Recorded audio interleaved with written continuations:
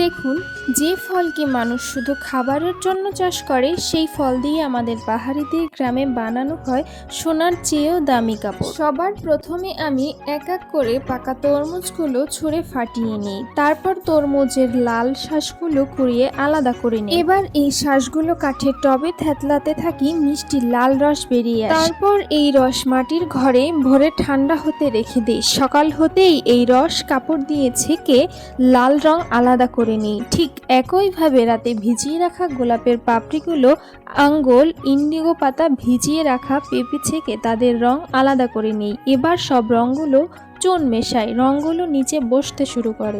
রঙগুলো পটলিতে বেঁধে রোদে শুকিয়ে দেই, যা জমা হয়ে রঙের শক্ত রঙে পরিণত হয়। শেষে এই রং পৌঁছে যায় খাঁটি পাউডারে। তারপর ভেজা রেশমি কাপড়ের ওপর রেখে দিই বরফের টুকরো। বরফের টুকরোর ওপর প্রকৃতির তৈরি রং দিয়ে দিই। তারপর জলের সাথে রঙগুলো থাকে, রঙের গলা এই রঙগুলো প্রকৃতির এক অনন্য ছবি এঁকে দেয়, যা কোনো শিল্পী এঁকে বানাতে পারে না। শেষে হাতের কারুকাজ আর সেলাইয়ের মাধ্যমে তৈরি হয় সুন্দরী পোশাক, পাহাড়ির তৈরি। ভিডিওটি ভালো লাগলে অবশ্যই চ্যানেলটি সাবস্ক্রাইব করে রাখবেন।